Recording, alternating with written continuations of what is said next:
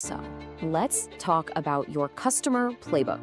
We're going to break down a choice that really defines your entire relationship with your customers. Are you proactive or are you reactive? Believe me, this one decision can shape pretty much everything from how loyal your customers are to your bottom line. Let's explore what it really means to choose your playbook.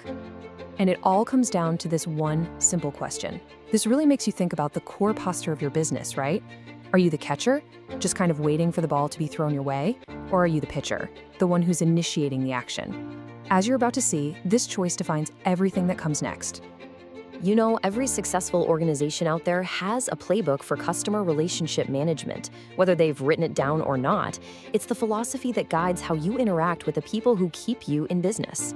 So today, we're going to focus on how you choose that core strategy. And it really boils down to two core philosophies. On one side, you've got reactive engagement, which is all about the response.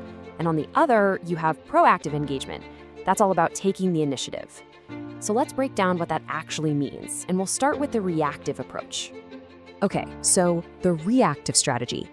This is the classic service model. Think of any company that's just legendary for its customer service. The philosophy is pretty simple. You're there when the customer needs you. They take the lead, and your job is to respond and to do it really well and efficiently. To put it simply, reactive engagement means you only spring into action after a customer reaches out. This could be anything: a phone call, an email, a visit to your store, even a click on your website. The absolute key here is that the customer always makes the first move. So the journey here is a really clean three-step process. First, engagement kicks off when the customer contacts you. Step 2, they make their buying decision. And then step 3, you deliver. You fulfill the need. It's a very straightforward and honestly a very dependable path.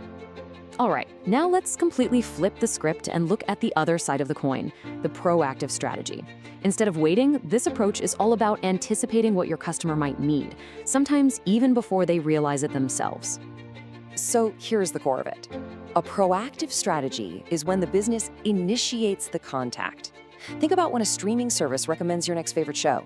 The goal isn't just to respond, it's to actively create opportunities and solve problems ahead of time. You're no longer the catcher. Now you're the one throwing that first pitch. So what does this actually look like in practice? Well, there are 3 key hallmarks. First, you're the one starting the conversation, maybe with a personalized email or a targeted ad. Second, you're using data and insight to anticipate what they'll need down the road. And third, your goal is to create totally new opportunities that just wouldn't have existed otherwise. Okay, so we've laid out 2 very different paths here. One is waiting, the other is initiating. It might seem like they're from different planets, but here's where it gets really interesting. They are actually driving toward the exact same destination. And this is a really key point. Despite all their differences in method, both the proactive and the reactive strategies are designed to capture the same 3 critical areas of the business. So what are they? First up is marketing. I mean, it makes sense, right? Whether it's capturing existing interest reactively with great search engine optimization or creating new interest proactively with a targeted campaign, both strategies are focused on getting the word out. The second shared goal, of course, is sales. One strategy is all about converting leads that come to you. The other is about generating brand new ones. But at the end of the day, they are both fundamentally about driving revenue. And third, and you could argue this is the most important one, is customers. Whether you're solving a problem they bring to you or one you see coming for them, the objective is always their satisfaction and hopefully their loyalty.